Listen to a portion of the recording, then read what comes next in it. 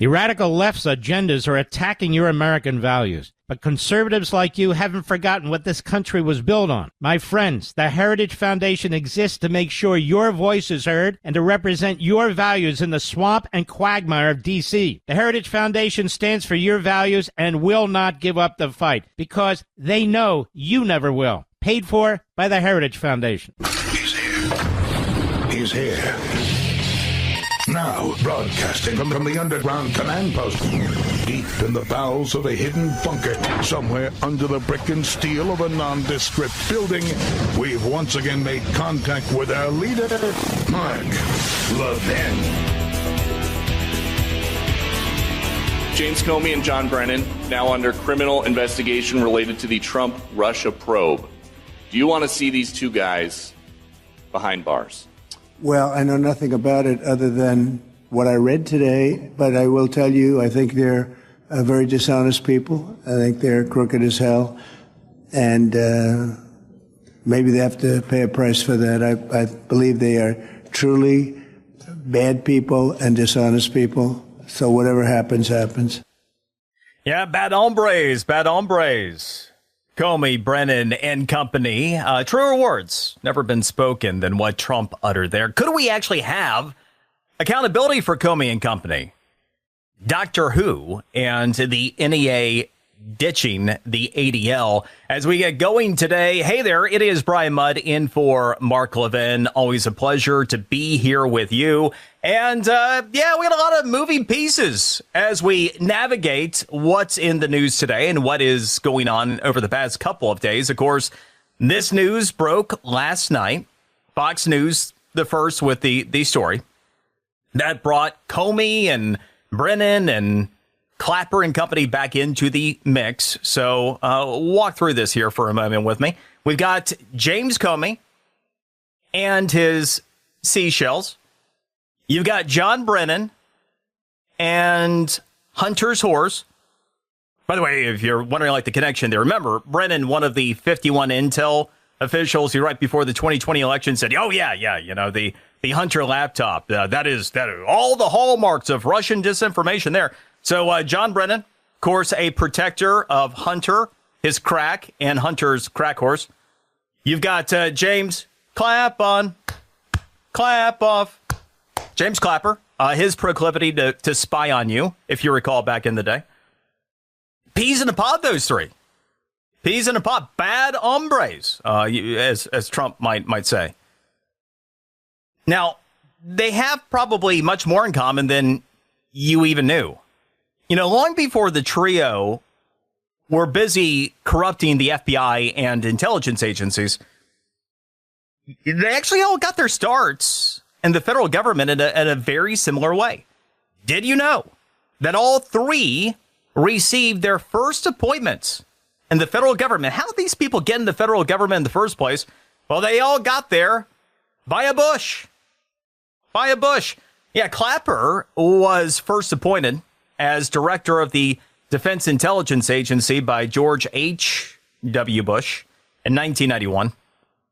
While Comey's first federal gig, that was as a U.S. attorney for the Southern District of New York. That was a post that George W. Bush appointed him to in 2002. And as for Brennan, it was in 2004 that W. appointed him to be the acting director of the National Counterterrorism Center. So anyway, somewhere along the way, well before Special Prosecutor John Durham filed his 316-page report entitled Report on Matters Related to Intelligence Activities and Investigations Arising Out of the 2016 Presidential Campaigns. He dropped that in 2023, just over 2 years ago, if you'll recall. It feels much longer than that, actually, but it was in May of 2023. He went back and found that again today. But somewhere along the way, in that whole window of time, I lost track of how many hundreds of hours of my life that I spent lost diving into that rabbit hole, investigating, analyzing the Trump-Russia collusion hoax over the course of a few years. It just painful painful to even kind of think back there. It was also about the time the whole Durham report situation. It's also about the time that I lost any hope of meaningful accountability coming out of it.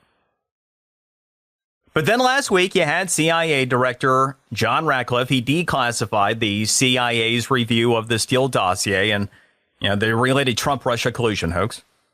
In the review, you had nuggets like this, speaking about the Steele dossier, citing the CIA implicitly elevated unsubstantiated claims to the status of credible supporting evidence, compromising the analytical integrity of the judgment. Okay, so that is a quote from last week's release from the CIA. In other words, they knew that the dossier was non-credible crap. They always did. But, they used it to try to trap and to take out Trump anyway. Things we knew. Now, among the disclosed findings of the filing, you had Brennan's own deputy CIA director for analysis. He warned Brennan in a memo that the dossier was discredited and that actually moving forward with it as evidence against the president would jeopardize the credibility of the agency. I mean, that's fun. And of course, Brennan just looked right past that. We also learned that a total of 13 other intelligence agencies were taken out of the loop by Brennan. And as we've known since the Nunes memo dropped February 2nd of 2018, good old James Comey. He knew the Steele dossier was garbage, too. I mean, of course, the FBI had fired Christopher Steele because of his lack of credibility. Yet Comey went on to sign 3 FISA requests using the Steele dossier as evidence to surveil on candidate Trump, then President-elect Trump, and eventually President Trump.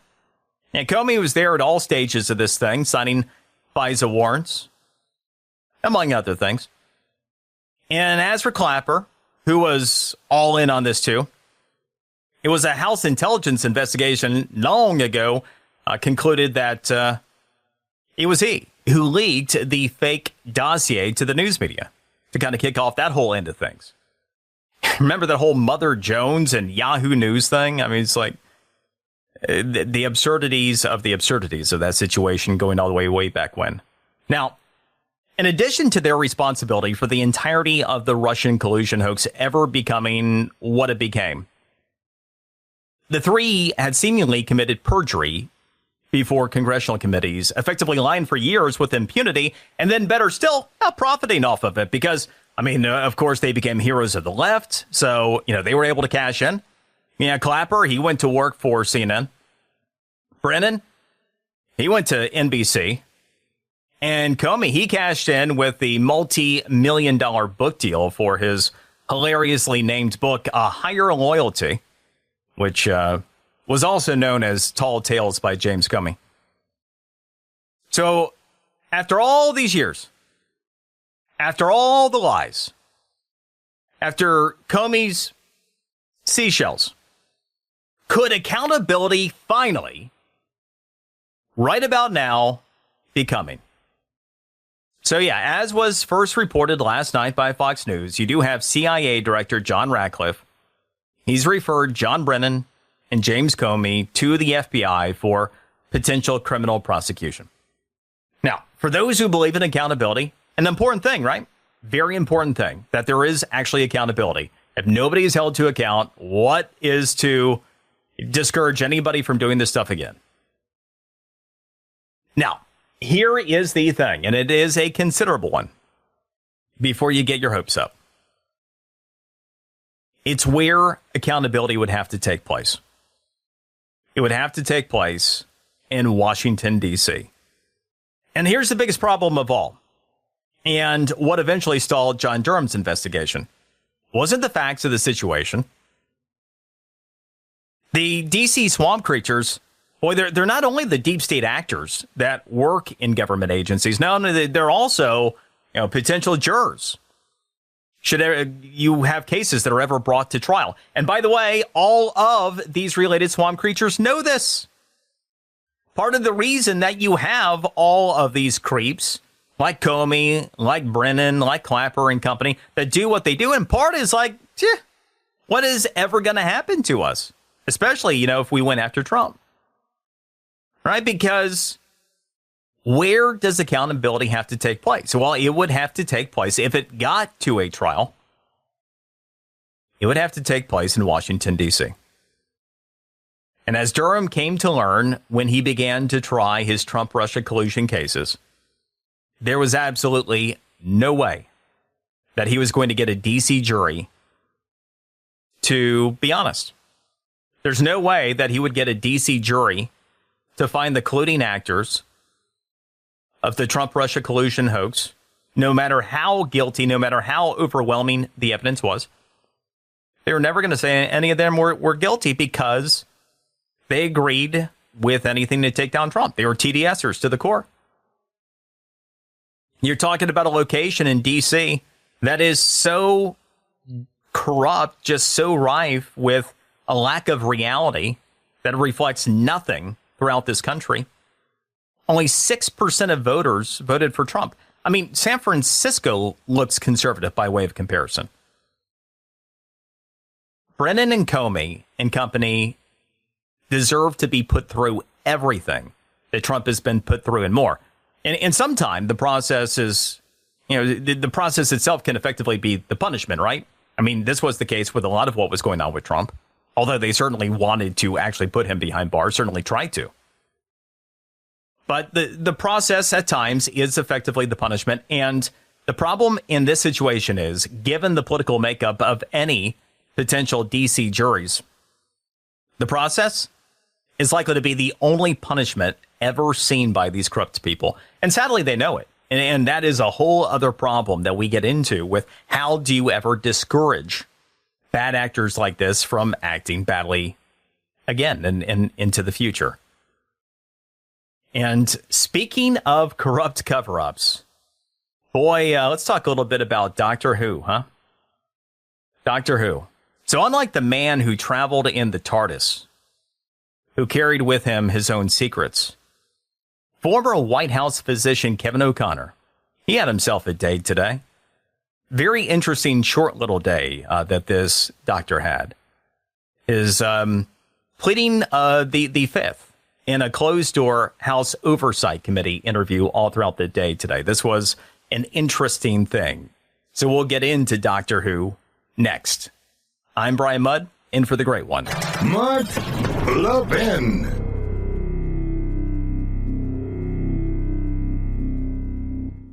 Folks, the American flag is under attack. We saw it mocked and burned in L.A. during protests. And when people attack the American flag, aren't they attacking everything it stands for? The sacrifice of our troops, the values of our founding, the promise of liberty and justice for all. Thankfully, patriots like you haven't forgotten what the flag stands for. You're the reason the Heritage Foundation created Flags of Our Fathers, the meaning and history of the U.S. flag. This is a resource for patriots like you to remind and refresh ourselves of the American flag's history and deep importance to our nation. Claim your free copy today at heritage.org/Levin. That's heritage.org/LEVIN. If we lose the meaning of our flag, we risk losing our nation. That's why it's imperative that patriots just like you take advantage of the Heritage Foundation's new resource, Flags of Our Fathers. Let's do our part in this fight by going to heritage.org/Levin right now. Heritage.org/LEVIN, paid for by the Heritage Foundation.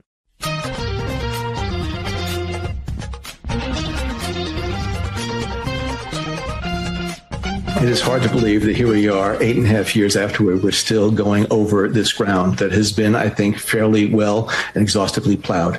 First of all, I should say I know nothing about this reported investigation or referral to the DOJ other than what I've read in these press reports, these leaks, which are not really supposed to happen if there is an investigation going on. Secondly, nobody from the FBI or Department of Justice or CIA has reached out to me at all. So I am just waiting to, hear more about what this might be. Oh, and he laughed. John Brennan on MSNBC. I don't know anything about these investigations. By the way, leaking is really not supposed to happen, Oh, my gosh. These people, they can't help themselves. Oh, my. There's entertainment to be had. By the way, speaking of John Brennan entertainment to be had. Brian Mudd in for Mark Levin. We will get to Dr. O'Connor and his situation here momentarily, but I actually did find this just kind of hilarious today. When I was pulling up Brennan, I was like, oh, let's see what he has done socially recently. And the answer is nothing, but it's like you take a look at how well things age. So if you go back over the most recent post on X by John Brennan, the first thing is, if you go to his page, I always like this, the people you might like. It recommends Alexander Vindman, James Comey, and Adam Schiff. There you go. That is a group of winners right there. When you take a look at the most recent posts, four most recent, 2 in 2022, and then 2 last year around the presidential election. In 2022, in December, Dr. Fauci is a national hero who will be remembered for generations to come for his innate goodness and many contributions to public health. Okay, you have that. Then, in reference to Elon Musk, who he was going after, this also on the same day in December of 2022, he said, good people in democracies need a more effective way to prevent attention-craving, emotionally immature, and highly devious individuals, especially those of means, from being socially, culturally, and politically destructive. We need a more effective way. I could also jump in and say, well, we don't actually have a democracy. We happen to be a representative republic, and there is no functional democracy that survived for any length of time in world history. But rather than traveling down that place, we need a more effective way to prevent them. I mean, a little Marxist, are we, John? That's interesting. How would you propose that we prevent attention-craving, emotionally immature people from getting attention? And then last year, the 2 most recent, on the day that Biden dropped out, President Biden's love of country, decency, and wisdom have never been on greater display. An outstanding president of the United States and lifelong public servant, he is doing his absolute best to ensure that Donald Trump never again wields presidential authorities. We are all forever in his debt.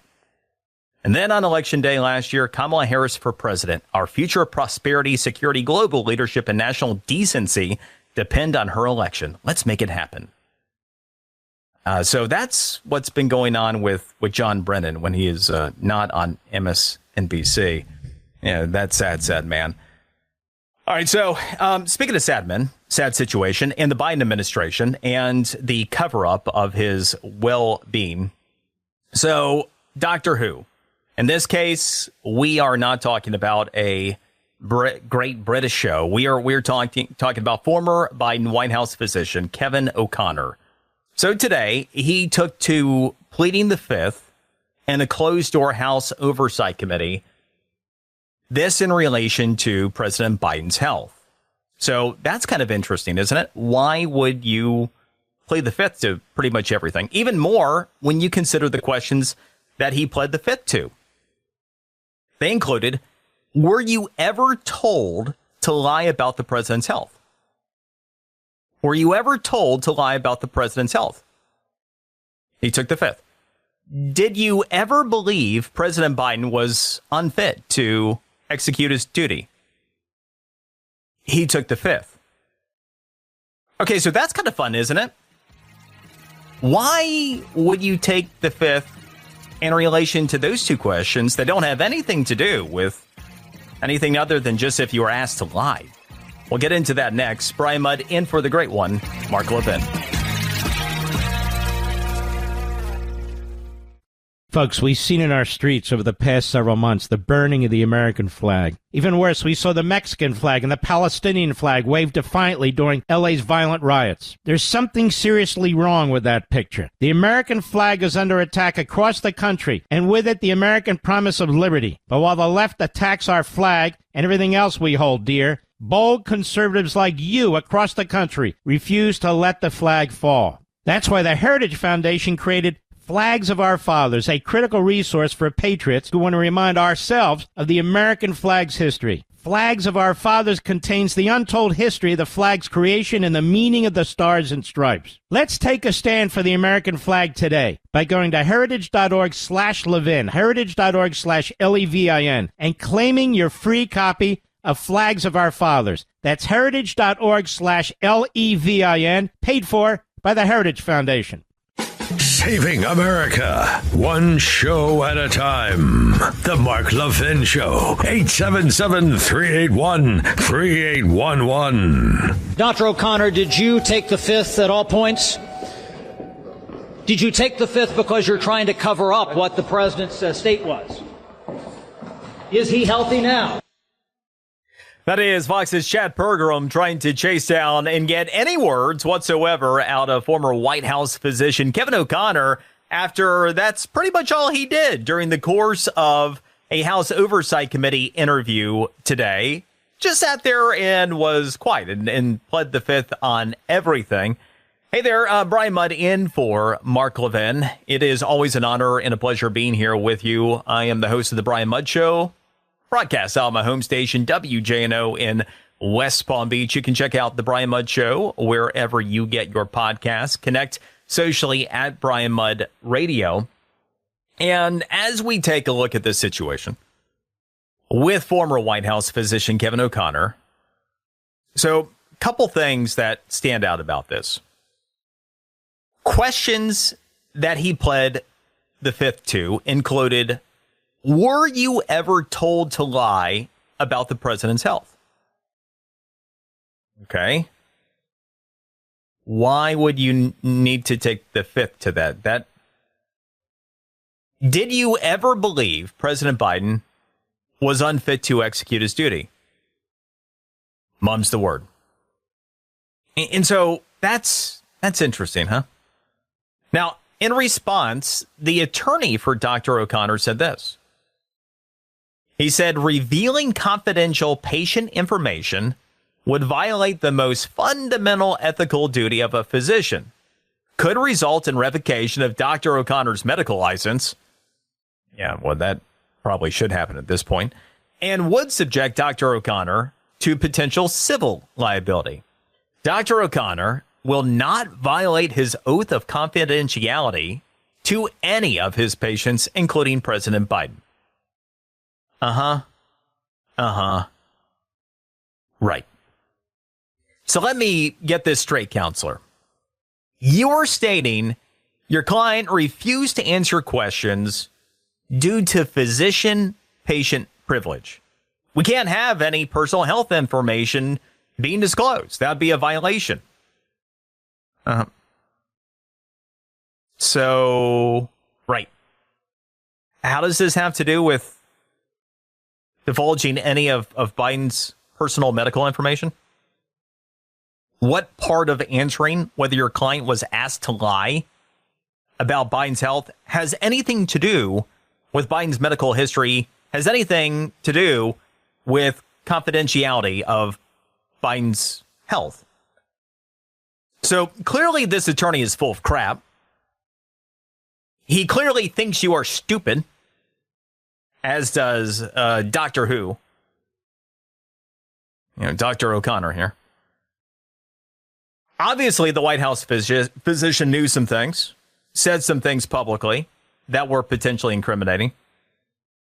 Now, look, none of us needed to be doctors. None of us needed to be any closer to Dementia Joe than our TV screens to obviously be able to see and hear what was really going on there. So it's not as though any of this really comes as a big surprise. But it really does just kind of paint the picture of how bad it really was and how bad the situation has been when White House physicians are in on it. When they're all in on the fix. And with that said, one thing that is slowly but surely happening here is that the cover-up on the whole Biden onion is unraveling layer by layer. You do get the sense that this whole thing will end up coming out slowly, one person, one layer of that onion at a time. This thing was pretty obvious for what it was today. Something else I wanted to dive in on today. Oh, actually, let's see. We got Jim, who is, before I dive into that, Jim wanted to weigh in on this in Blacksburg, Virginia. Let's see what Jim has. Welcome to the show. Yes, sir. The reason that I would not answer any question, even down to my name, without invoking the Fifth Amendment, would be, as you were talking just a minute ago, about the onion being peeled back.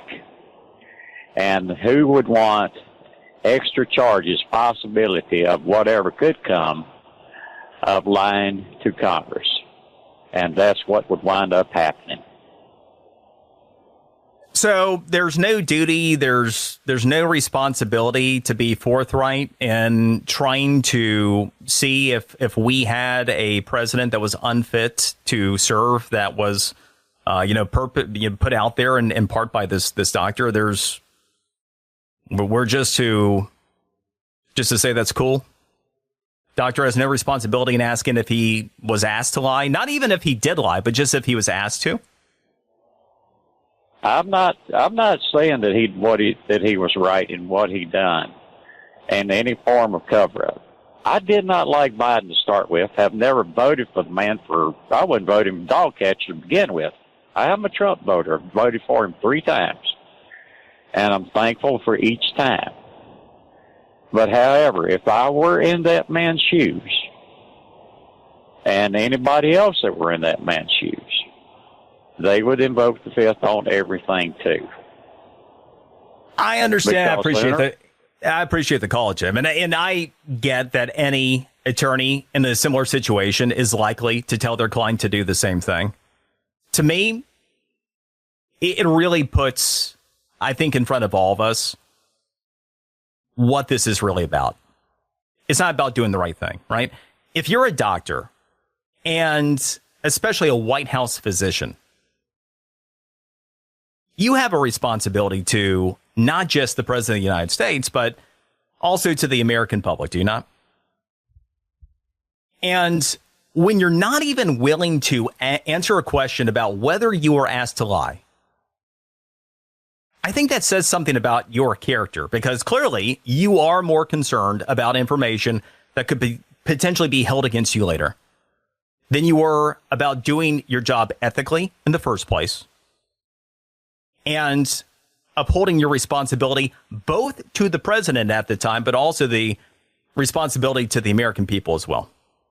What that does is it speaks to the character of the individual. Now, secondarily, what is just so insulting is the extent to which this attorney thinks we're stupid. You know, what Jim was just mentioning is right. And if he had come out and said that and just been honest with us, okay, well, at least we're having a on the level conversation about what this is really about, which isn't about whether Dr. O'Connor is a dishonest man, whether he was asked to do dishonest things, whether he was involved in the cover, none of that. But then to say that this answering these questions would have revealed confidential patient information that would violate ethical duty of a physician. Yeah, the only ethical thing that was violated was everything that had to do with the responsibility of Dr. O'Connor, quite clearly. And so that is the biggest affront in this whole situation, is that we are treated as though we're stupid. And that is something that I find to be offensive. Let's go to Bruce. Bruce on this one as well in New Jersey. Welcome to the show. Thank you very much, Mr. Mudd. Pleasure to talk to you. So I was just listening to your comments about, the doctor taking the Fifth Amendment and all that. And one of the questions you said, well, can he answer the question about whether or not he was ever asked to lie? But I believe that once he starts answering you can't pick and choose what questions you want to answer. So I think, I'd have to go back and look this up, but I think once you start answer any question, then you've waived the privilege.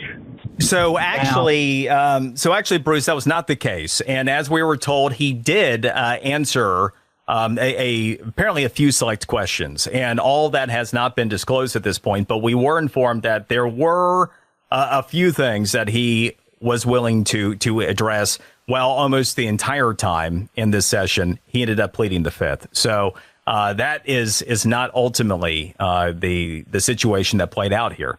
And again, independent of that, the bigger issue being, from where I sit, that you have the attorney that is coming back and trying to say that this isn't about, protecting his client from what he likely was involved with the cover-up and incriminating himself through his testimony to this committee. But instead, it was really about protecting, from an ethical, professional position, the client confidentiality of President Biden. That's what we're really trying to do. He's such an ethical and fine, upstanding man. Let's go to Stephen in Wilmington, North Carolina. Stephen, welcome to the show. Hello. Hey. You're on, Stephen. Hey. We got you on clear. I'm just upset about the Epstein deal with Trump and Kash Patel, Dan Bongino, and Pam Bondi. After all we went through trying to get them elected, and they just rolled over, it seems like. What's your opinion on that? Okay, so I could do a lot on this. And I actually have locally done a lot on this. One of the things about the whole Epstein deal, that is a big local news story for me at home. Of course, Palm Beach, primary home of Epstein. And just over 20 years ago, he was in high schools in this area hunting girls for his operation. And I've covered the story for about 20 years. All of the shenanigans that played out in the original prosecution, everything that was allowed to happen after the fact, everything that has gone down up until recently. And there is no doubt that there are some things that are extraordinarily problematic. So you have Pam Bondi on in February with John Roberts on Fox News. She's asked the question about the client list from Epstein. And she says that she has it on her desk right now, ready to review, along with the MLK files and the JFK files. So don't hold your breath on those if you were thinking of doing so. And then we get this leak first through Axios, and then they come out on Monday and say, no client list at all. No client list at all. Which really doesn't add up for any number of reasons that we could spend a whole show breaking down. But especially when you consider that Pam said in February that it was on her desk. Now, Pam did answer to this yesterday. And she said that, basically it was a misunderstanding because she was saying the file was on her desk, even though the question was about the client list. Well, it was the file and, she still had to review it. And when she did, in theory, there was no client list, case closed. And then you also get the video drop of the cell. And this is where you want to talk about the situation with Bongino. So, of course, Deputy FBI Director Bongino, a few weeks back, said that, hey, I've reviewed the video evidence. There really was nothing that went down, nothing conspiratorial the night that Epstein died. He killed himself. So we get this video, and we see that it is from a second story in the prison. Looks like some kind of like outside janitorial area looking down in a hallway that in theory leads to Epstein's cell. So it wasn't even like, you clearly can tell that this is going to be Epstein's cell that is at the end of this hallway down there. And then at the end of that, you take a look and you see that, at 11:58:58, the video skips to midnight on the nose. And they didn't have anything to say about that either. So there are some things that are very problematic in all of this. Absolutely problematic in all of this. And this, of course, is to speak nothing of Elon Musk and what he came out with the falling out when he posted about the reason the client list wasn't posted is because Trump is on it. And then he deleted that post. And then he said he regretted it, but it still happened. So, there are a lot of things that are not cool about that situation. We need more information. We need the truth. And Pam Bondi has a lot of explaining to do. I'm Brian Mudd, in for the great one. Mark Levin.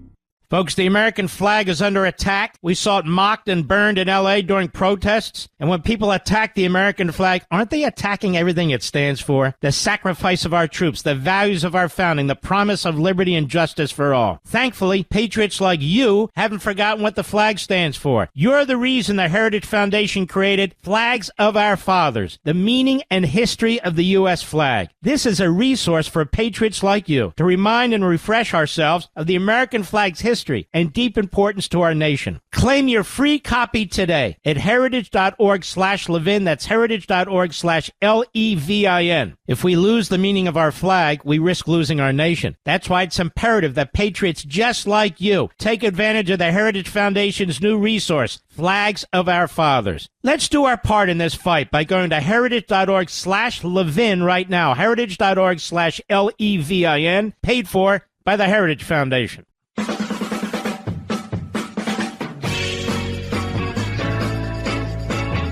Well, because he already deserves it. He helped broker the historic Abraham Accords in which Israel made peace with 4 Arab states. We worked on this together secretly for 3 years, and wham, in 1 month, we made 4 peace treaties, which is by itself should have given him the Nobel Prize already. But he's not stopping. I mean, he made peace between Rwanda and the Congo. That was a bloody conflict, and he just made that peace. He helped make the peace now between India and Pakistan. Bibi, they're talking about his nominating of President Trump for the Nobel Peace Prize, something that President Trump, I'm sure, will win over about the time that hell freezes over. But nevertheless, the right thing to do, as Bibi pointed out, like, there have been no presidents that have brought peace generally the way that President Trump has. You go back to his first term. You remember the ISIS caliphate. And what happened? He ran on saying, hey, if I get elected, I'm going to bomb the blank out of ISIS. What happened? He got elected. He bombed the blank out of ISIS. They went away. The caliphate went away. And we ended up having relative world peace. Then you have Biden. Chaos happens. What happens? We get Trump back. And you take a look at the whole situation with Iran. I mentioned this last week. You know how long we've been talking about Iran and their nuclear program? 41 years. 41 years. That's how long they have been working on it. Trump goes in, he drops 14 MOPs, and boom, the whole nuclear program thing, suddenly is a different kind of conversation. And then you have peace between Iran and Israel, and that is held. And now we're talking about a ceasefire being negotiated as well. So, there's no doubt that President Trump deserves the Nobel Peace Prize. By the way, he also signed an executive order over the past week where he's establishing a bunch of envoys that are going to go around trying to negotiate peace everywhere. He mentioned that he's really unhappy with Putin, really unhappy with Russia. He wants peace, and he is serious about seeking it. So he's continuing down that path as well. Now, one of the things that I had mentioned at the top of the show that I wanted to get into this hour, the NEA ditching the ADL. This is something else that happened today, and that is really important as we're speaking about Jewish-related things. So a couple just quick housekeeping notes about the NEA. First, your average drag queen, far more attractive than Randy Weingarten. Take the average queen over Randy Weingarten aesthetically any day. And also a lot easier on the ears to listen to as well, the average drag queen. Second, your average drag queen's performance, far more redeeming than anything that Randy Weingarten does. So today, the country's largest teachers union, the Randy Weingarten-led NEA, managed to reach yet another new low. They ended up voting themselves out of the use of ADL-provided materials. Yeah, the anti-Semitism at the NEA as well. Brian Mudd in for Mark Levin. This segment of the podcast is exclusively sponsored by Pure Talk. Pure Talk offers great coverage and can save your family money on your wireless bill every single month. Go to puretalk.com to find the plan that's right for you. Thank you again for listening, and thank you so much for this sponsorship, Pure Talk. He's here. He's here. Now, broadcasting from the underground command post, deep in the bowels of a hidden bunker, somewhere under the brick and steel of a nondescript building, we've once again made contact with our leader, Mark Levin. We are going to continue to focus our efforts as we did on the House floor in connection with Donald Trump's one big ugly bill on pushing back against the extremism that has been unleashed on the American people. It's clear to us as House Democrats, it's clear to us as members of the New York City delegation that the problem is Donald Trump and House Republicans who have launched this unprecedented assault on the American way of life, an assault on health care. They're ripping food out of the mouths of children, veterans, and seniors. They're exploding the national debt. They're unleashing mass agents on law-abiding immigrant communities. It shouldn't be too difficult for some people to figure out who the problem is in the United States of America. You know, it's not fair. You know, it's been at least a few weeks since I saw a child trying to feed himself, and I went in and just grabbed it straight out of the mouth. Like, no food for you.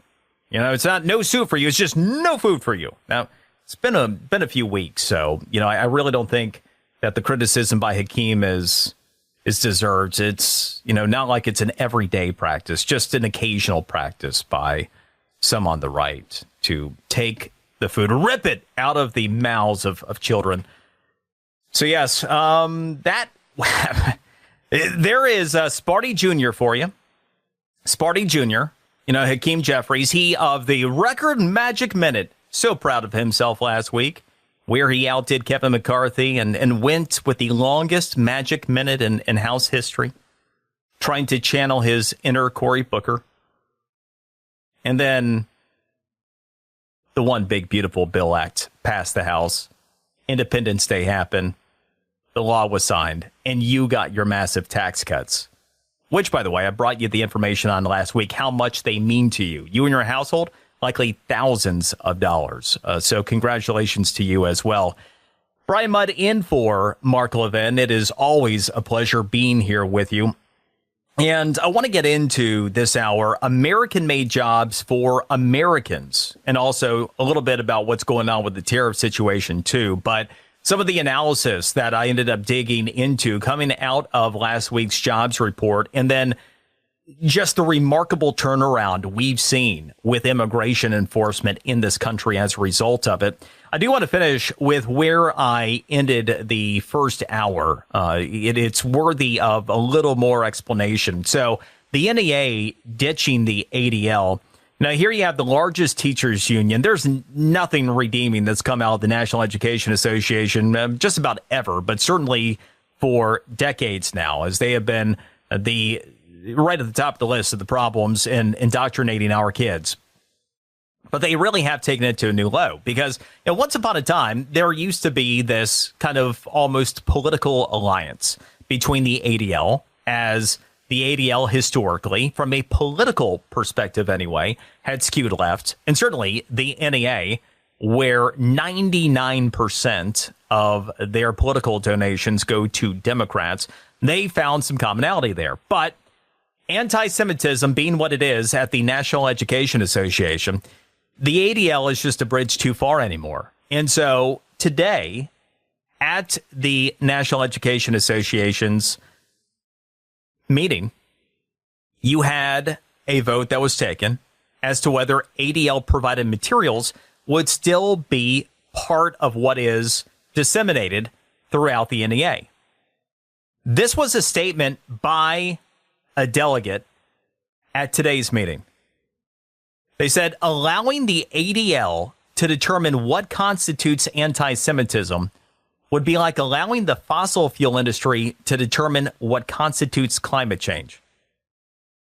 Now, it would almost be as bad as like having an organization that donates 99% of its money to Democrats involved in the educating of your kids, right? So yeah, what we have now seen is that anti-Semitism has been fully embraced by the NEA too. And something that I have always mentioned, and it is super, super important. I know that there are some well-intentioned teachers that are members of these unions. If you are a member of a teachers union, you're part of the problem too. And I've heard all the excuses so many times over the years and everything else. Well, there's so much pressure to do it, and well, you know, and you can come up with whatever the excuse is. If you are a member of one of these teachers' unions, you're part of the problem too. And now you are a member, if you're a member of the NEA, of an anti-Semitic organization as well, and you're paying for that aspect of things. Just when you thought that the NEA couldn't reach potentially any new lows, as we continue to see people really stand up and out themselves for who and what they are. Which, by the way, on that note, you know, one of the things that I think is pretty revealing about people generally, it's the reason the whole Free Palestine thing caught on in the first place. It's not exactly the cool thing to do in society, the socially acceptable thing to do, especially in the leftist circles, to run out there with, a Nazi emblem, right? I mean, that is not a way, even in radical leftist society, to make a lot of friends. But man, the moment that you break out the Free Palestine stuff, I mean, you'll find all kinds of commonality there these days, right? So a couple things that were interesting on this note. A couple recent surveys found that far more people are sympathetic to anti-Semitism than you might have known. For example, an estimated 22 million Americans, or right at 9%, in surveys to pollsters, so they were outright supportive of Nazis. So you got nearly 1 in 10 people like, yeah, Nazi, right here. And the Anti-Defamation League recently found nearly a quarter, or about 24% of Americans, hold anti-Semitic views. So that is really the reason the whole Free Palestine thing caught off. You wonder, why is it that, you know, the location that most of these people probably couldn't even find on a map, for a country that doesn't exist, for a group of people that voted in a terrorist organization in Hamas to lead it, a group of people who, after October 7th of 2023, 71% said that it was the right thing to do. If you didn't know that, by the way, because it's always portrayed that all the poor Palestinian people, 71% of Palestinians surveyed after October 7th said that it was the right thing to do. There's just no way to spin the Palestinian thing to anything other than what it is. It is a way to express anti-Semitism. And you continue to see this happen in so many different facets of society today, including right now at the NEA. Now, talk about some American-made jobs for actual Americans. And so this just in, jobs that are actually being added in this country now are actually going to Americans again. Crazy stat for you. When I was working my way through this information over the past few days, this one surprised me even a bit. It's rare that I get really surprised when I'm doing some analysis, but what percentage of jobs added in this country during the Biden administration do you think went to natural-born citizens? Okay, of all jobs added in the United States during the 4 years of Biden, what percentage went to national or natural-born citizens? 59%. That's it. 59% of jobs added in the United States actually went to foreign Americans. 41% of the jobs added during the 4 years of Biden went to foreign-born persons. Now, look, some of those jobs did go to legal immigrants. Some of those went to people that were on legit work visas, whatever. But an awful lot of those jobs went to people who didn't legally enter this country, or should I say those who gamed the asylum system and the TPS system under a complicit administration.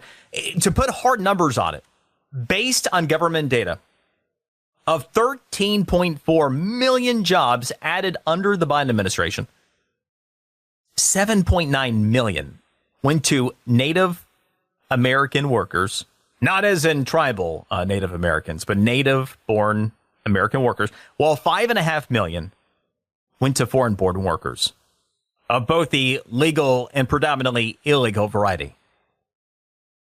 And actually, it's even more devastating than it sounds. because most of the jobs were recovered from pandemic-era lockdowns.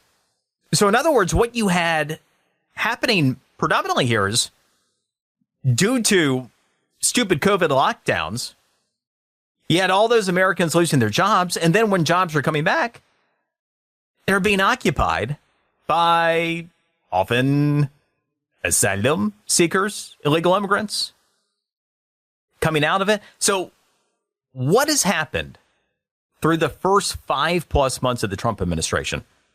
This is a pretty remarkable thing.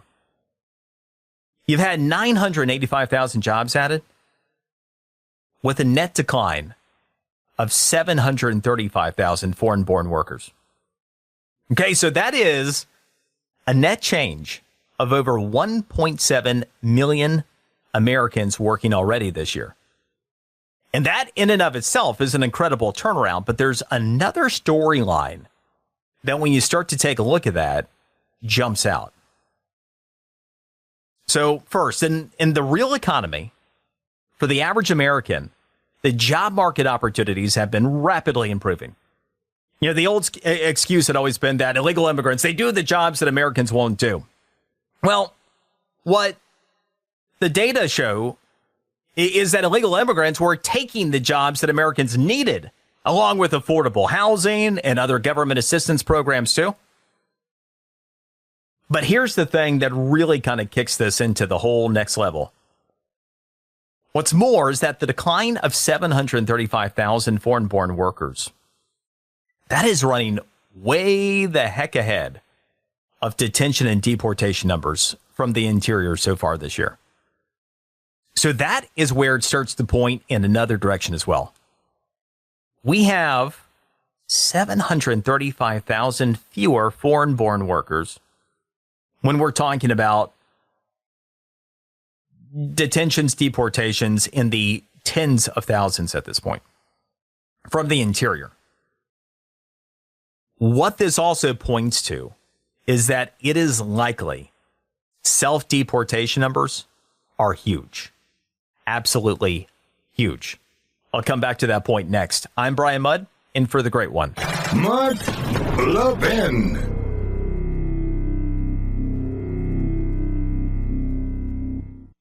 If you're with one of the big three wireless carriers, you're really overpaying for your service, period. You're paying for thousands of retail stores you never go into. You're paying for unnecessary perks you never use. You're paying a massive premium for what you think is superior 5G service. Guess what? Pure Talk uses the same 5G network on the same 5G towers. The only difference, they don't charge you for any of the garbage. Instead, Pure Talk gives you unlimited talk, text, plenty of data for just $25 a month. Folks, that's less than half the price of the big guys during a time when saving a buck really matters. I am a Pure Talk customer. I have been for years. I made the switch. It's easy. You can even keep your phone and your number. So do this. Go to puretalk.com/Levin. That's puretalk.com/Levin, and you'll save an additional 50% off your first month. You can switch over to Pure Talk in as little as 10 minutes. That's puretalk.com/Levin, Levin, to switch to Pure Talk, wireless by Americans, for Americans.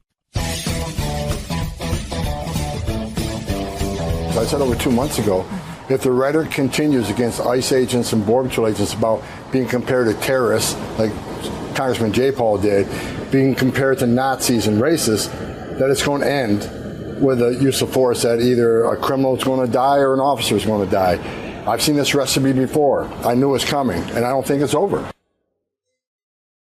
Border Czar Tom Homan, and as we've come to learn with the targeting of ICE agents and Prairieland, the Prairieland detention facility in Texas on the 4th of July, highly organized situation.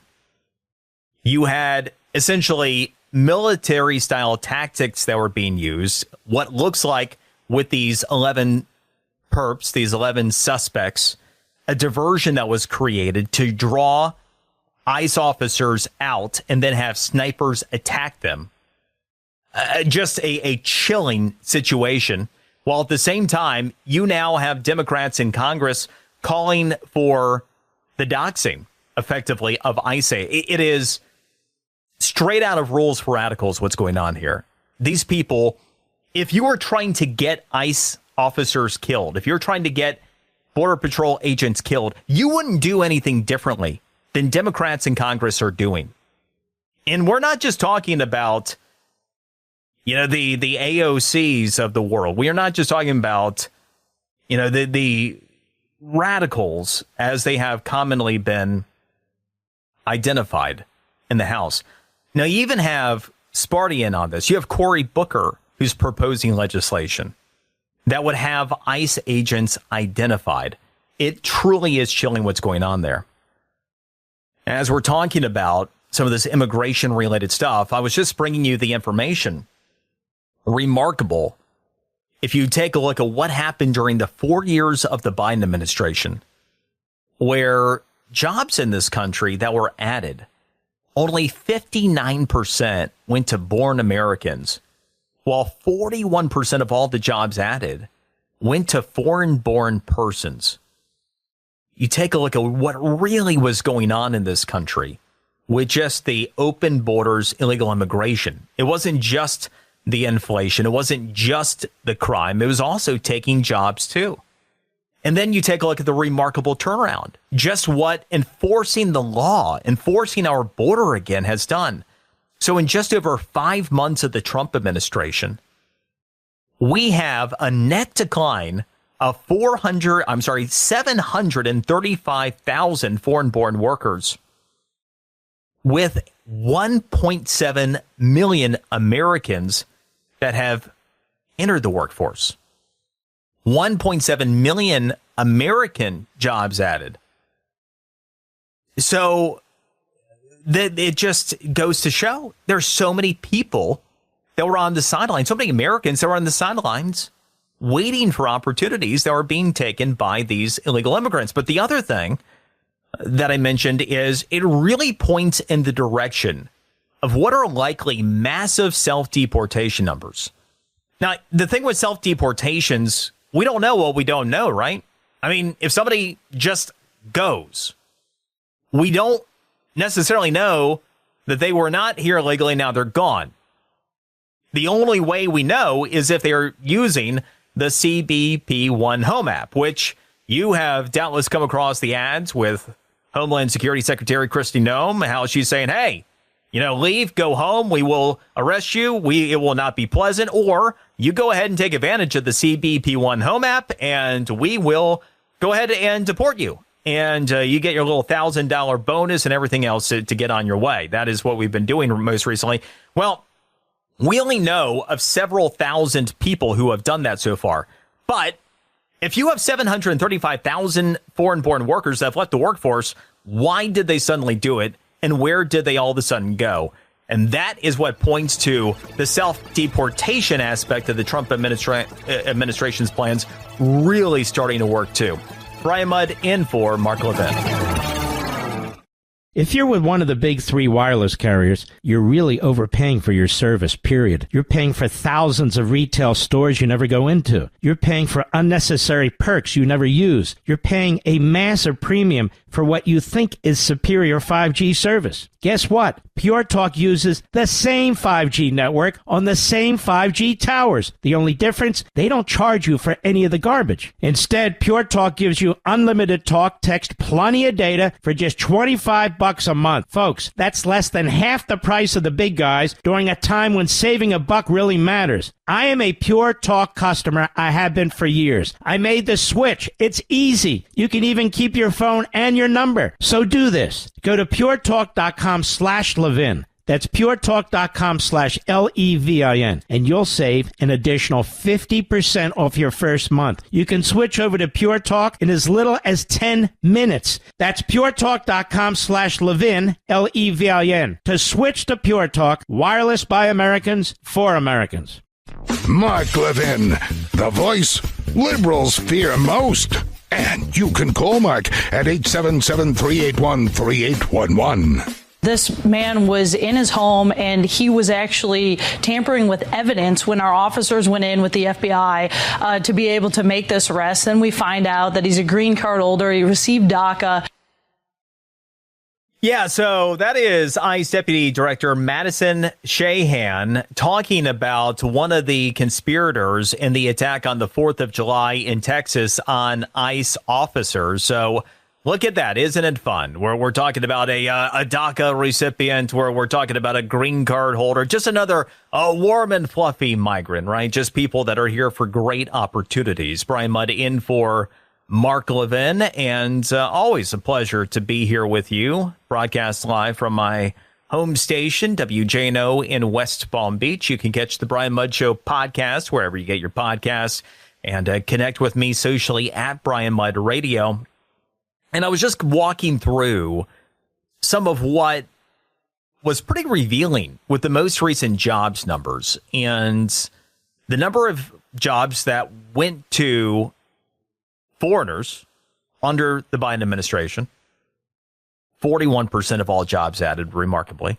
What we have seen so far this year, where there's actually a significant decline in the number of foreign-born workers, while we've had a significant gain in overall jobs. So that has been completely turned around. But of course, the other thing that we are certainly seeing turned around pretty remarkably as well are crime statistics. And no surprise here either.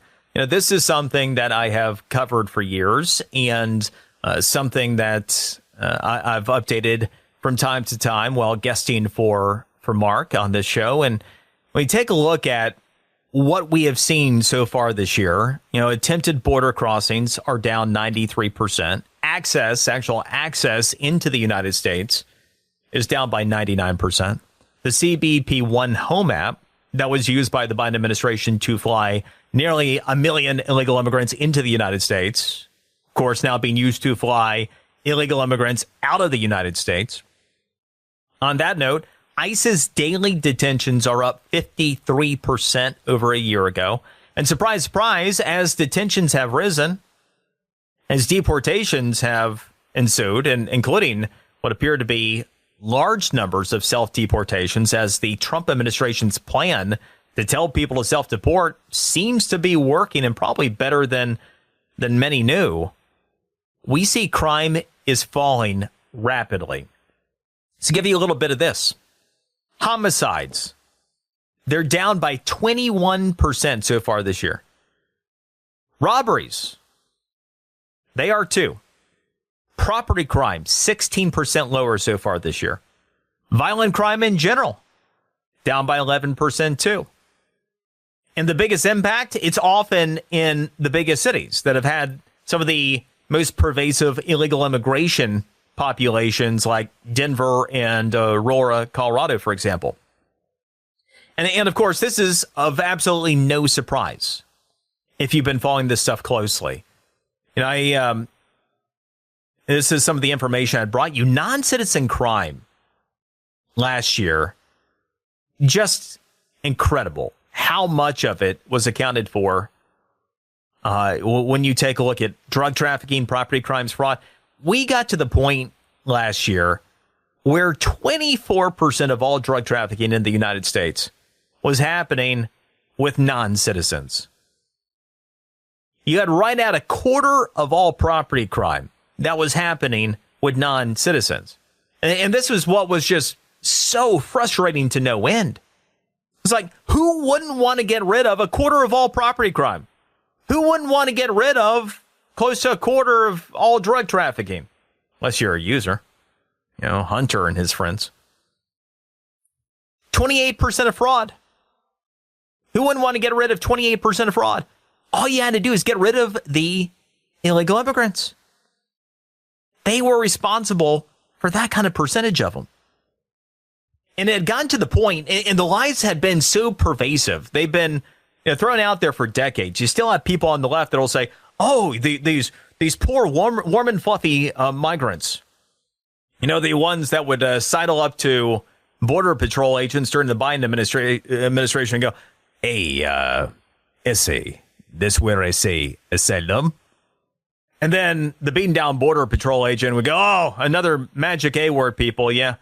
Where do you want to go? You want a 5-star in Manhattan? Yeah. Well, only the best for you, taxpayer expense. That kind of thing would happen. So anyway, We were always told that, Americans are more likely to commit crimes than these warm and fluffy migrants. They just want a better life and everything. Yeah, we had gotten to the point where non-citizen crime rates had become 914% higher than the legal citizen.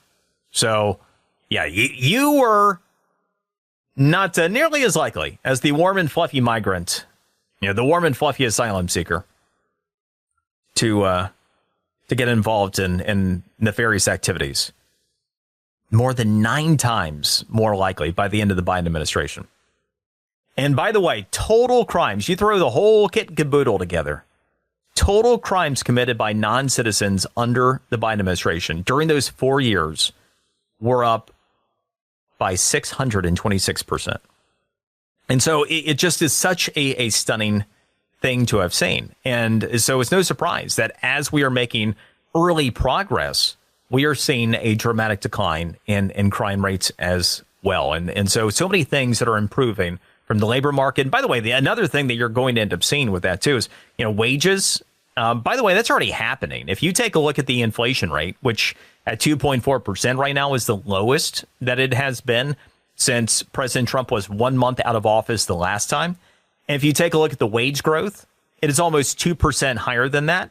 It is the highest increase in the quality of life most recently that we have seen for the average family since Trump was president the last time. And that's only going to continue to improve going forward, because the other thing that came into play with so many illegal immigrants that were occupying jobs is that, it had a negative impact on wages, especially for, Americans that either were locked out of the workforce or, were competing at lower wage levels. So there's so many different things that go into this. So important. All right, let's go to Arthur. Arthur in New Jersey. Welcome to the show. Hey, how you doing? My question really is, for the past 25 years, I've always said, and we need an amendment for immigration. We need to set it at 0, send the military and the National Guard around instead of some mailer, to do it and send everybody back home.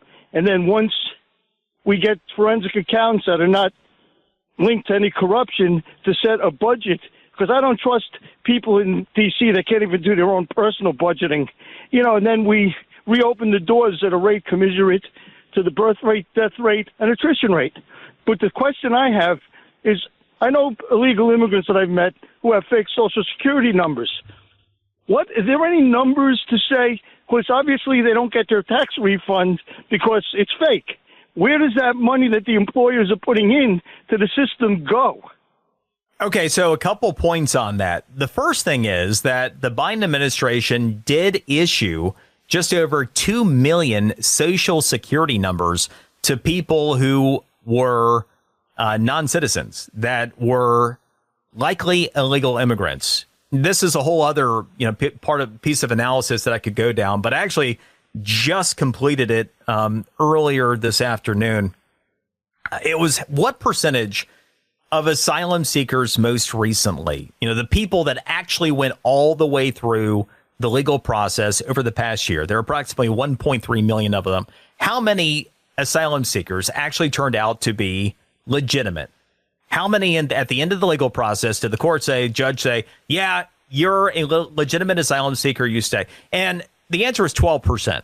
Okay, so 88% of the people that came across that were seeking asylum were nothing more than common illegal immigrants with what we had found most recently.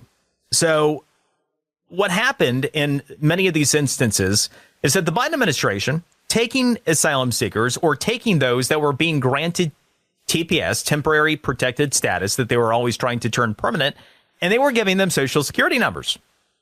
And so that was a part of the legitimization here. And at that point, it wasn't even like a fraudulent thing. Now, when you're talking about a fraudulent Social Security number and you're engaging in Social Security fraud, that's a different situation altogether. You're talking about a criminal matter.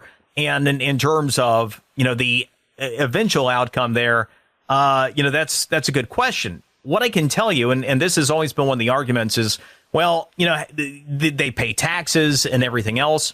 Well, not nearly relative to the amount of benefits they receive. And what we have seen historically is that the majority of not just asylum seekers, not just those on TPS, but just outright illegal immigrants, because we had non-government organizations that are involved in helping get illegal immigrants onto government assistance programs, using up all the affordable housing, getting them on SNAP programs, obviously kids that were using schools and everything else. You would have well over half of all illegal immigrants on government assistance programs. And so the net cost, FAIR does an analysis on this every year. And we also had a congressional investigation take place. And you put the information together last year, factoring in how much was paid into the system by non-citizens. The net cost to this country for them to be here, $182 billion. So for everything they paid into the system, relative to everything they took out of it through all these assistance programs, not even factoring in crime that I was talking about, the jobs that were taken from Americans, $182 billion in net expense to us as taxpayers, or to you as a federal taxpayer. The hard cost for us to facilitate the illegal immigration last year, $1,352. So that ends up on an annualized basis being your burden for the run rate of illegal immigration that we had under the Biden administration. Let's go to Tony in New Jersey. Tony, welcome to the show. Hi, Brian Mudd. I love your topic on self-deporting. And I've been thinking about all the troublemakers who are serving in the Democratic Party in leadership, in big leadership spots, who are sabotaging all the illegal immigration efforts that we're working on, putting everyone in danger, and plus inciting everyone to riot, etc. And President Trump has been talking about this. You know, we might be able to come up with a way for him to do it, because we have leadership that's in the city, these blue cities that are sanctuary cities that need to be self-deported. And the numbers are stunning that you gave us. I mean, look at all the success we would have in our country if the troublemakers in these parties were gone. And I'm trying to figure out a way to do it. And I think when President Trump says if he has trouble in D.C. or New York, something might happen where the federal government might need to lean in a bit. And I think that's the time for them to say, fill out your self-deportation application and get out of your job if you don't want to be prosecuted, because you have caused this city so much danger and hardship and money by your blue city activities. We're going to give you that same chance. What do you think about that, Brian Mudd? Yeah, Tony, I appreciate the call, and I appreciate your passion and also the frustration you have for this situation. One of the things that I think you are going to start to see, and you already have, I mean, we started to see last election, is that you're not going to have the same political will for this to continue anymore. I mean, obviously, illegal immigration was a cornerstone of Trump's win last year.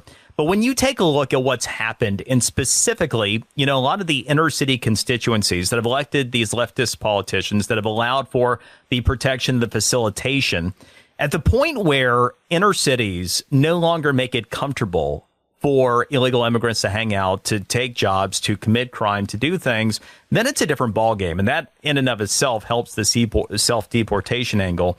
And we are seeing the highest levels of Hispanics, you know, in the last election, black voters, you had Trump get the highest percentage since 1960 for a Republican presidential candidate. And you take a look at Hispanic support, you had to go back to Bush in 2000 to find the last time that you had a Republican presidential candidate that did as well with Hispanics. And if you take a look in real time, the numbers are looking even stronger than they were last November. So I actually think that you could see this happening from the grassroots level, forcing the hand of some of these left-wing politicians in some of these blue cities. That is my hope. But good call. Appreciate it. Brian Mudd in for the great one. Mark Levin.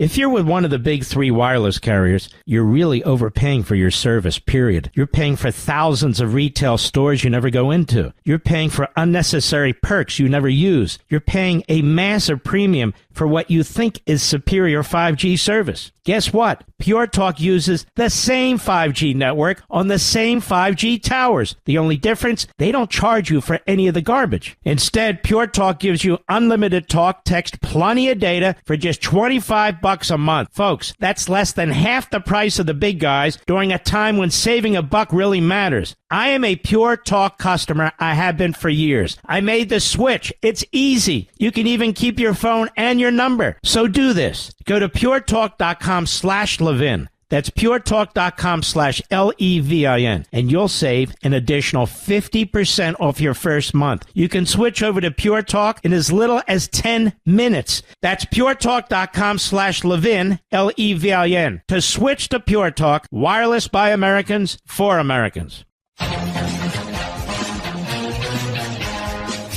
These ICE officers are serving the American people, putting the American people first, and the Democrats want to go after their families and their kids and dox them and make sure that they're unsafe. Again, this ICE Deputy Director, Madison Shahan, and the Visible Act is what has been proposed by Sparty Jr., Cory Booker and company.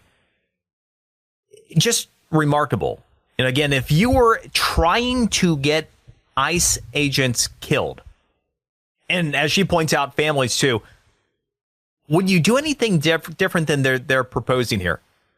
If this Visible Act were to become law, you would have ICE agents identified. What's going to happen then? It is disturbing on a level that is hard to comprehend for anybody who wants to be taken as a serious person. What you have being proposed here is, straight out rules for radicals. Or I suppose you could also, just take a more modern look at it with American Marxism. This is ultimately what Mark is talking about. It doesn't by any means necessary, whatever the tactics have to be to achieve a desired outcome. Can you imagine if these people actually had their way? One of the things that is terrifying to me is the ebb and flow in politics. There could be a day, history says there likely will be a day, where Democrats have complete control of the federal government again. What happens? What happens when you have a party that literally wants to pass policy that would identify ICE officers? I mean, you're obviously trying to intimidate, first and foremost, any good people from wanting to be in ICE. In the here and now, that is one of the implications behind this. Try to keep good people from getting involved in the first place. Scare the ones that are there. They're going to keep their jobs from actually trying to do their jobs. But the chilling effect it has, in addition to their open border policies, it truly is the destruction of this country if they end up having their way. It is... it's a scary thing to think about. It's why it's so important that we educate and win. I'm Brian Mudd, and for the great one, Mark Levin.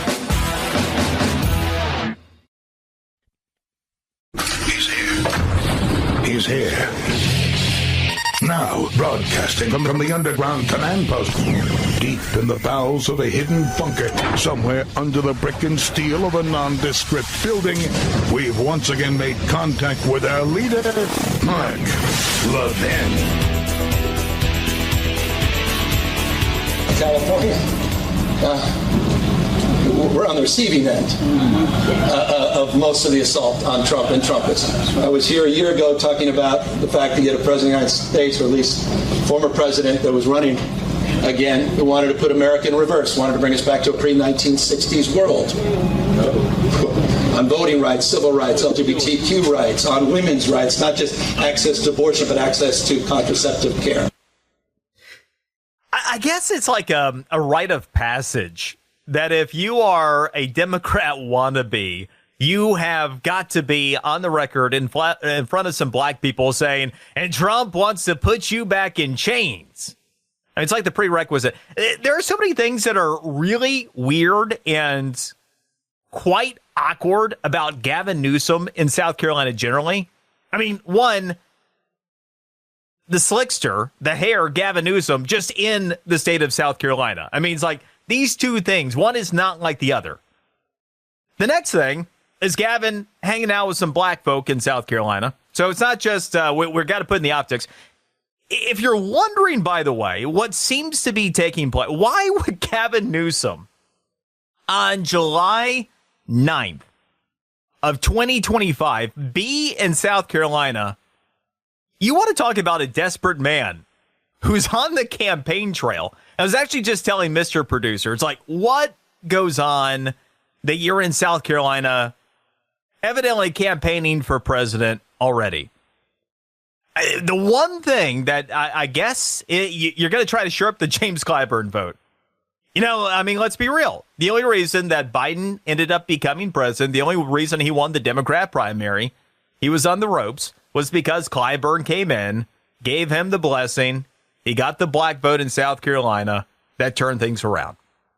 And so I guess the hair is rushing into South Carolina to try to get the Clyburn endorsement, A, before any other Democrat wannabe, and secondarily, I don't know, in case he isn't around by the time that we're actually into the Democrat primary for the 2028 presidential. It's a weird thing when you get desperate people doing desperate things.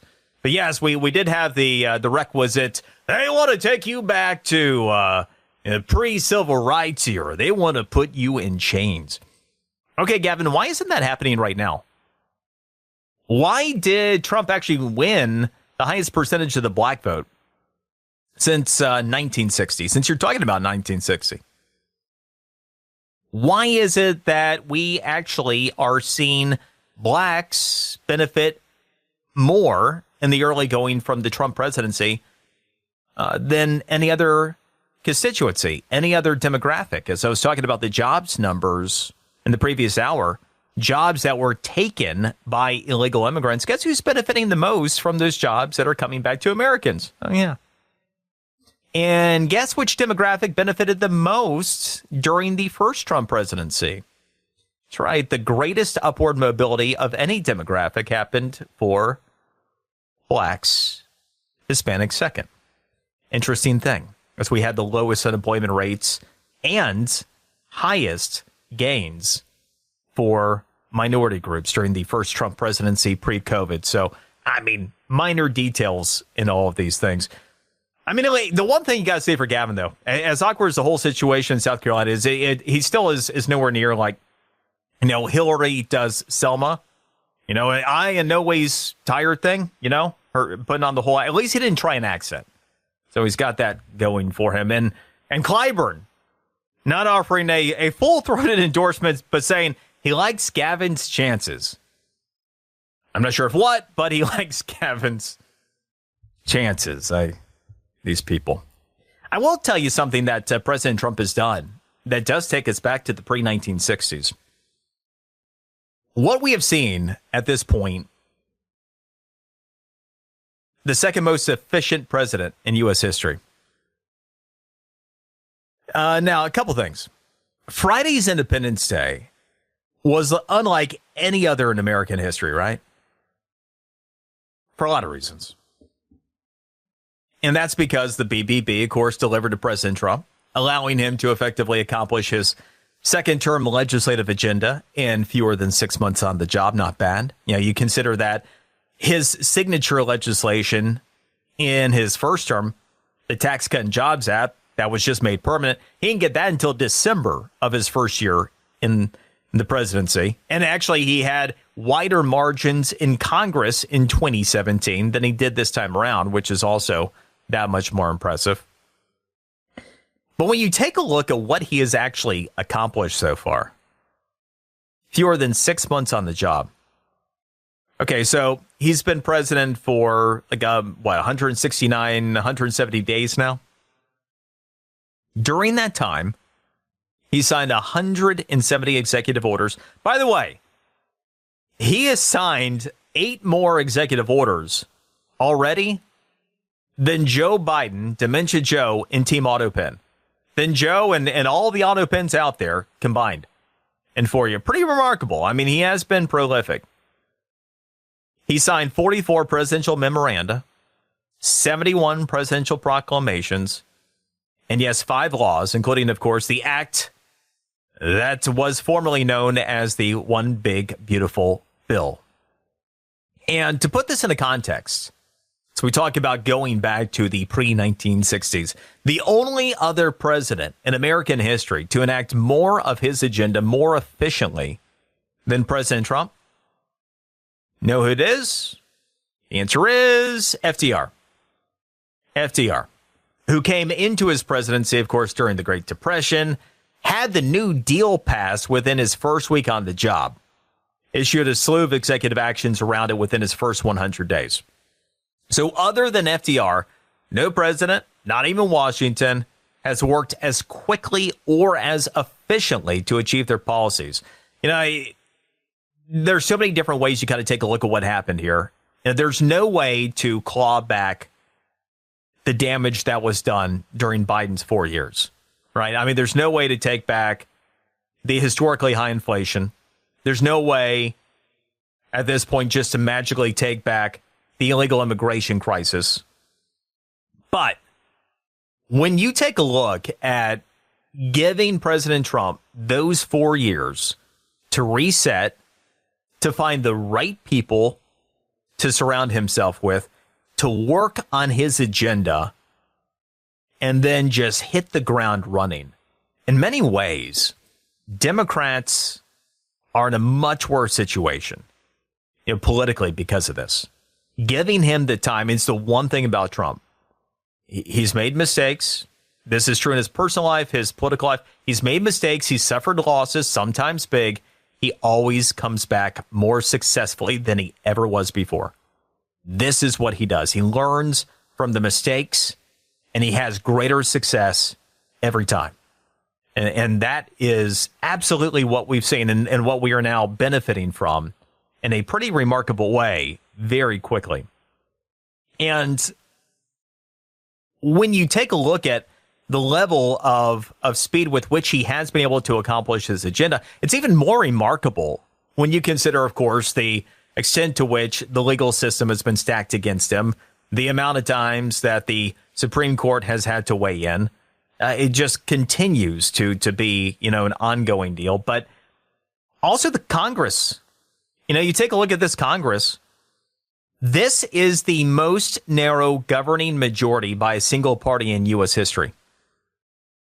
In other words, when you have single party control of the federal government, it has never been more narrow than it is right now. And yet Trump was able to navigate that and has been able to navigate that as successfully as he has to achieve his agenda, the second fastest of any president in American history.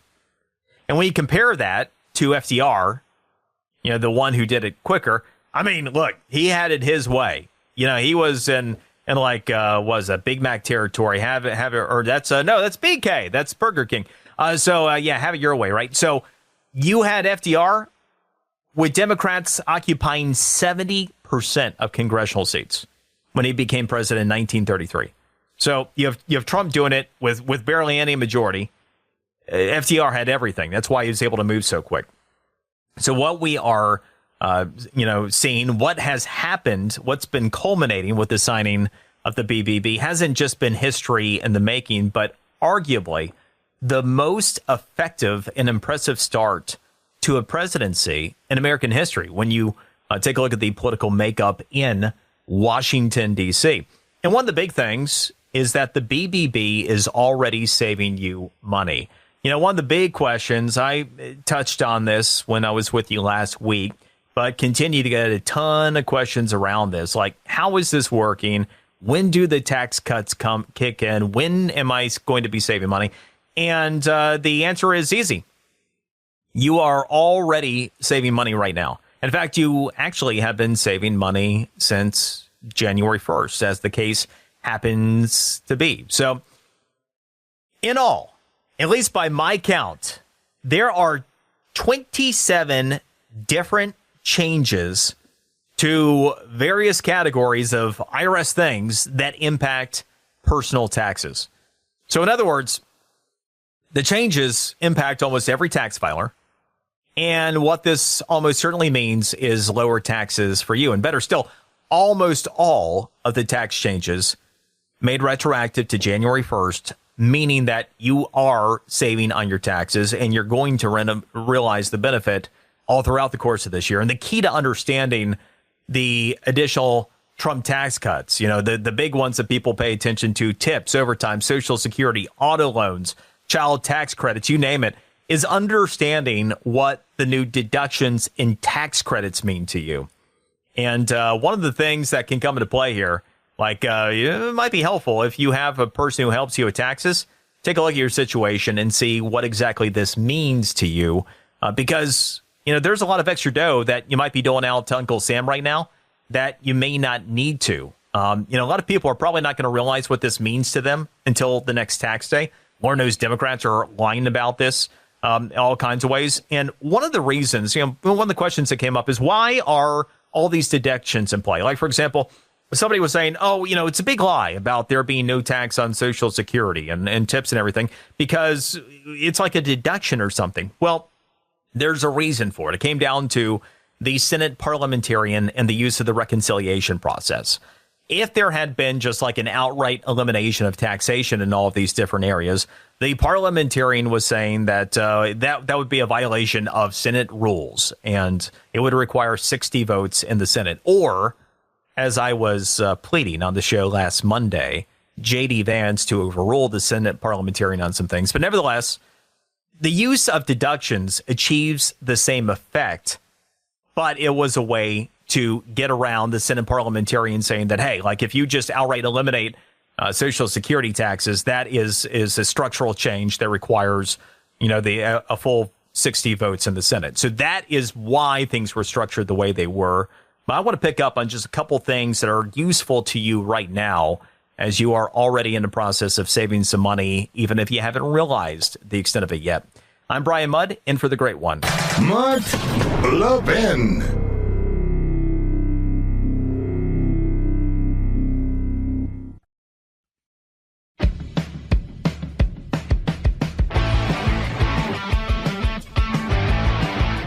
This law will create havoc, wreak havoc on our country, and hurt American families across the nation. Millions will lose health care. Millions more will see their premiums skyrocket. Utility bills will rise.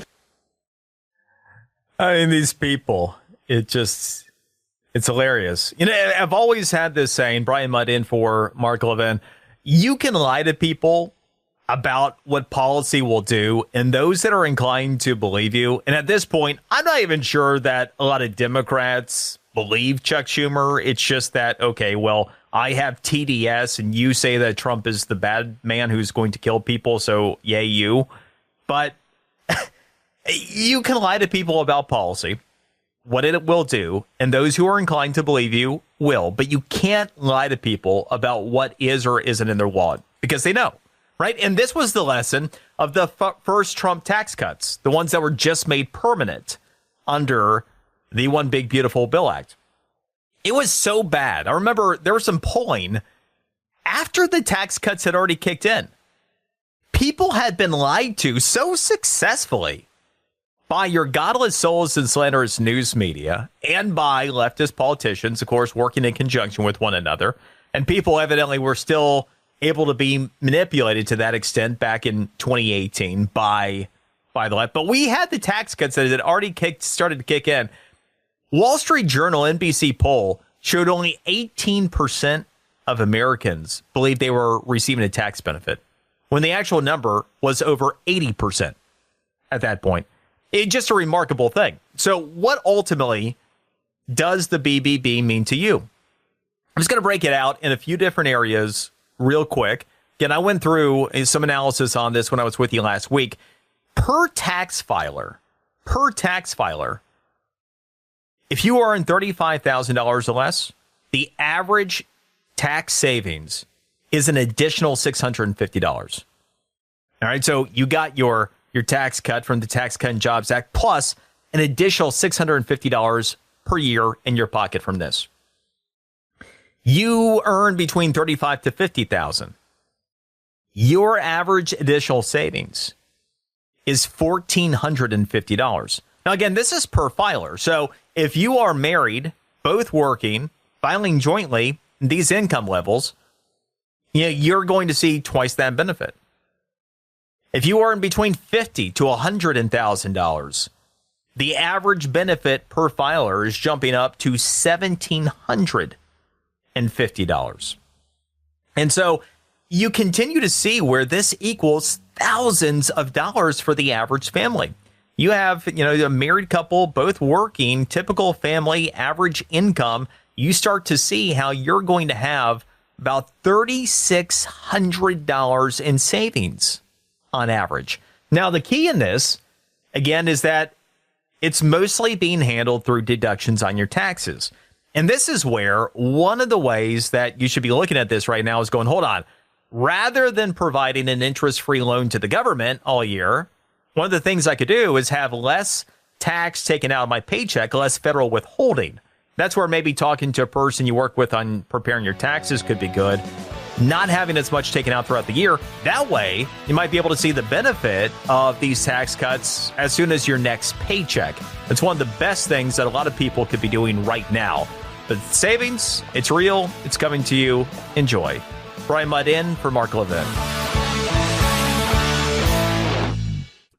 Right versus left is right versus wrong. Call Mark at 877-381-3811. We know that about 17 million Americans will be ripped off health care. Tens of thousands will die. Yeah, I mean, just there is nothing that's off limits in terms of just saying just the most outrageous things. Brian Mudd in for Mark Levin, and as the late, great Rush Limbaugh would have said, good old Chuck U. Schumer right there, as he just, no shame, they're going to kill you. The One Big Beautiful Bill Act is literally going to kill people.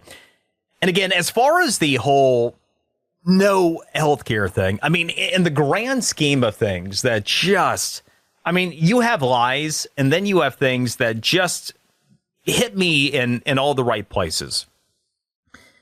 I talked about the work requirements with Medicaid. This is what they're talking about. People are going to lose health care.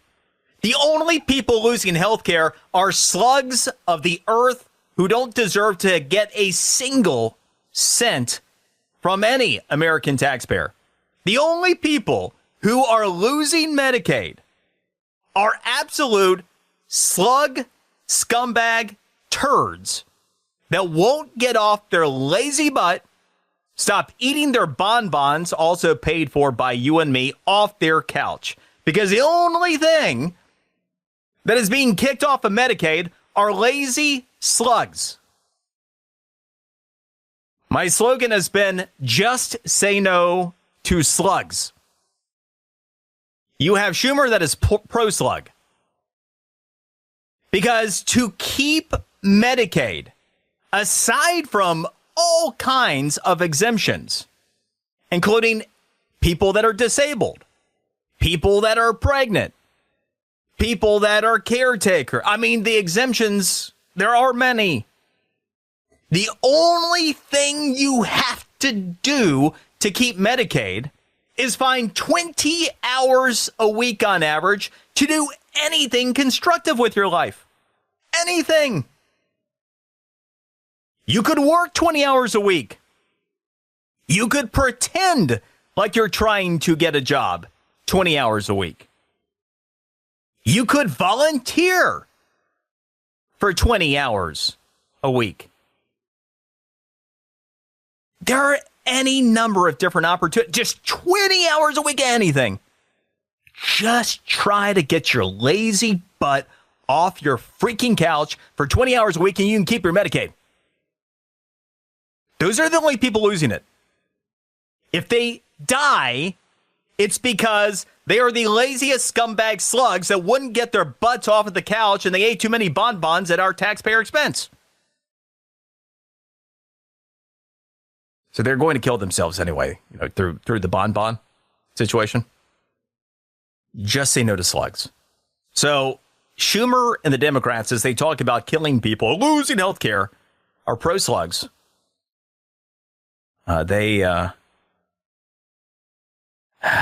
Special people. And also, I think the real campaign here should be that they are anti-volunteerism as well. They don't even want these people to volunteer, help other people, help the impoverished folks who could use their assistance for 20 hours a week. Now, anyway, just special.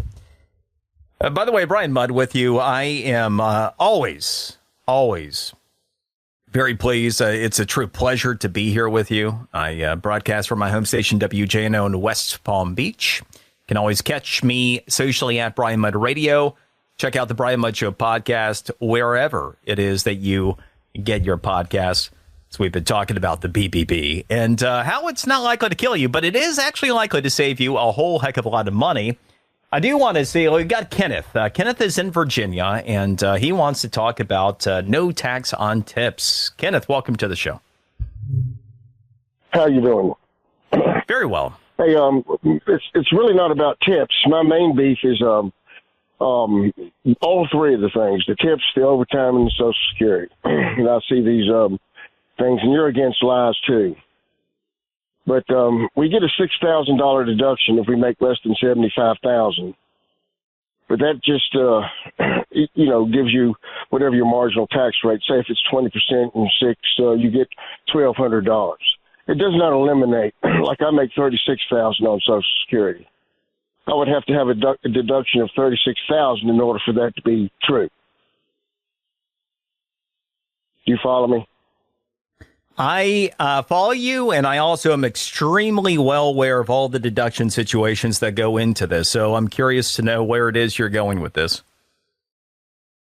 Well, you said that we achieved the same thing by this $6,000 deduction. Is we eliminate? Well, actually, I didn't say specifically Social Security and the $6,000 deduction, but the tax savings in this is achieved through deductions. And I explained that the reason that this was done was due to the Senate parliamentarian saying that under Senate rules, it could not fit the reconciliation process to eliminate outright taxes. The reason that the deduction model was used was to appease the Senate rules process based upon the parliamentarian situation. So if you're going to say what I said, at least say what I said. But the $6,000, it would have to be $36,000 in my case, and it's only $6,000. It does not eliminate Social Security taxes on Social Security. So the first thing is, and look, I'm not going to turn this into a conversation about tax law, and I appreciate that you're probably coming from an honest place in this. I will accept that premise.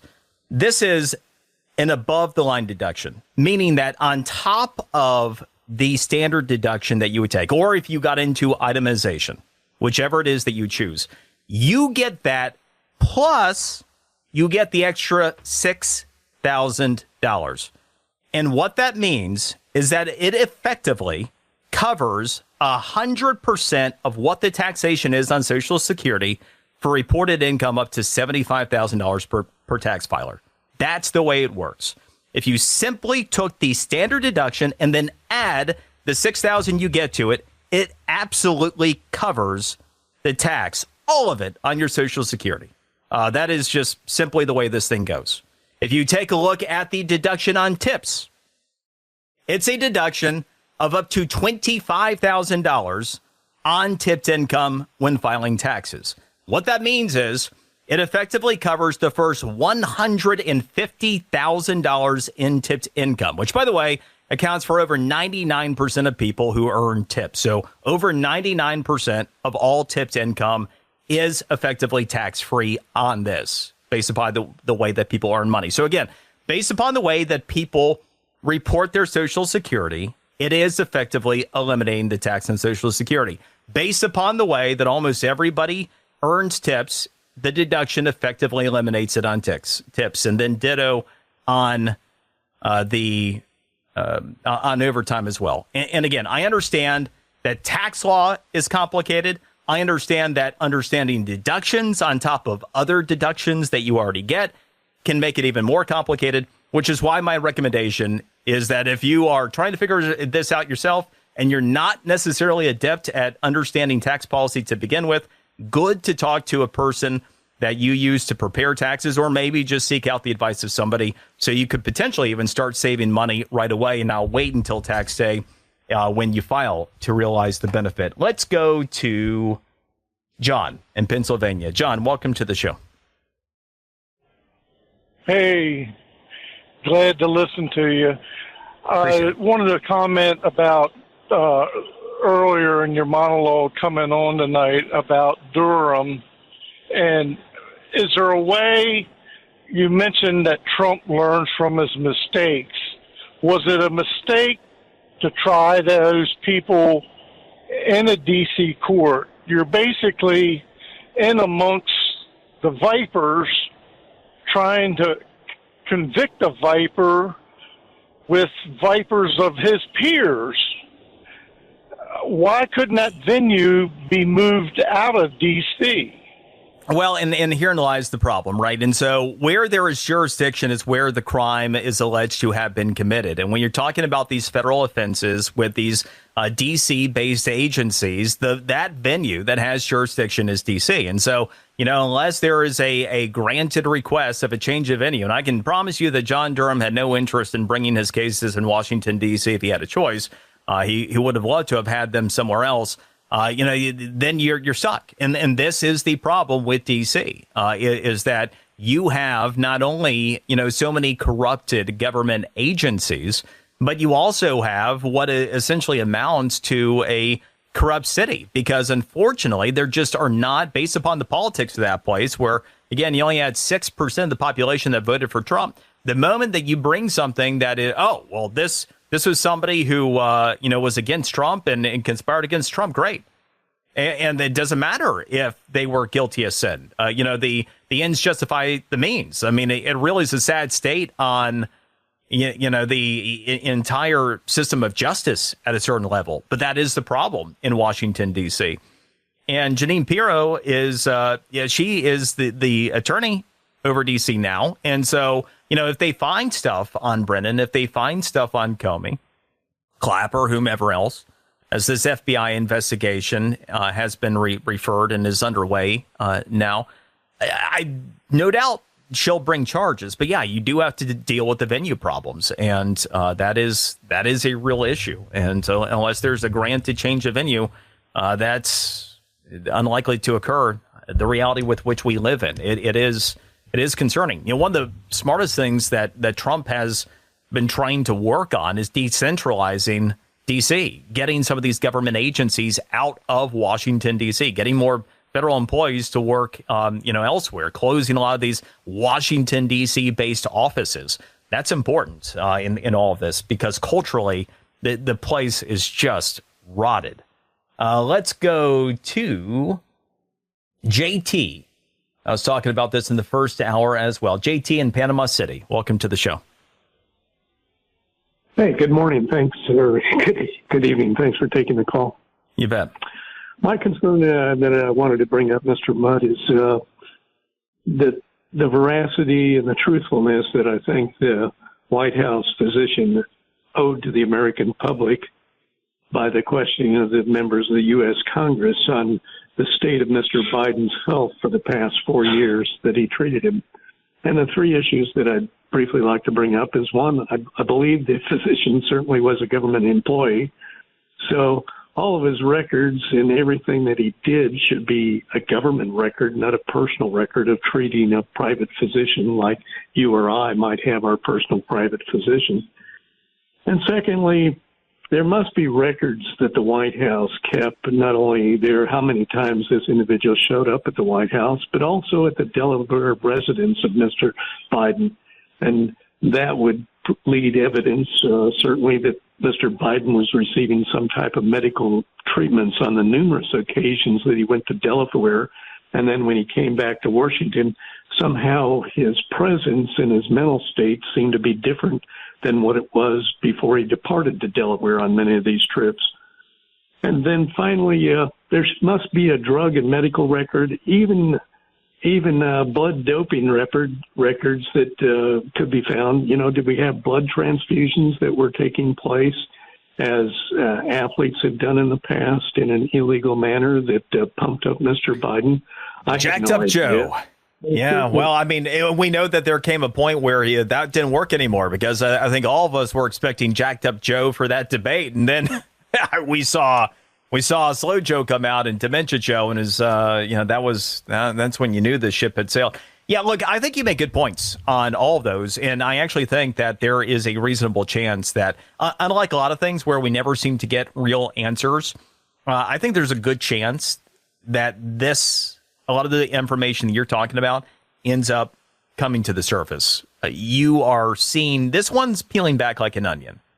And there aren't a lot of people there that are necessarily protecting him at this point. And I don't think there are going to be a lot of people that want to go down with the ship for Biden this way. So this might be one of the ones where we actually get to those answers that you're talking about. Appreciate the call. Brian Mudd, in for the great one. Mark Levin.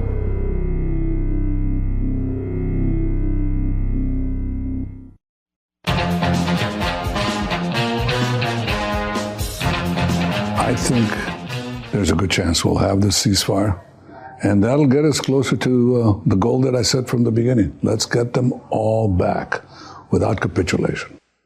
Yeah, of course, Israeli Prime Minister Benjamin Netanyahu talking about the potential for a ceasefire with Hamas. The first almost 6 months of Trump's administration has just been cleaning up the mess, right? He left. We had relative peace. Now a war all over the place, right? The Russia-Ukraine, dealing with that whole situation. October 7th never happens if Trump is president, trying to, re-stabilize that situation. There's so many things that we have to be grateful for. It's giving ideas, something that I thought was interesting. Coming out of Independence Day weekend last year, I was taking a look at how far we had come a year later. And like my top stories coming out of the 4th of July last year, I was talking about there being 123 days before sanity would be restored, and then 199 days. So I was talking about the election and then Inauguration Day. And when you take a look at the top stories from about a year ago, you had Dementia Joe saying that he was going to stay in the presidential race. You had billions more for Ukraine handed out by Biden. You had the New York judge in the Stormy freaking Daniels hush money case announced that he was delaying Trump's sentencing following his conviction. And we had an average of nearly 10,000 illegal immigrants per day coming into the country. That's the place we were in a year ago. You take a look at where we are now, the inflation rate at 2.4%, the lowest it's been since Trump was 1 month removed from the presidency. You factor in wage growth, the average American is finally getting ahead again by nearly 2%, the best quality of life improvement we've seen since Trump was last president. S&P 500, 13% higher. 401k balances and savings rates have hit record highs. Gas prices are 40 cents lower than a year ago. $190 billion in government waste was doged. That equals $1,180 per federal taxpayer. On immigration, the Lincoln-Riley Act is law. Attempted border crossings, as I mentioned, down 93%. Actual access into the country down by 99%. That CBP One Home app that was used to fly in about 1 million illegal immigrants, now being used to fly illegal immigrants out of the country. ICE's daily detentions up by 53%. All the crime that has been falling straight across the board. And now, by the way, your household, the average family, is receiving not just permanent Trump tax cuts from before, but additional tax cuts averaging about $3,600. Every time you turn around, there's good news. We are continuing to win. Not getting tired of it. It's been a pleasure. Brian Mudd in for Mark Levin.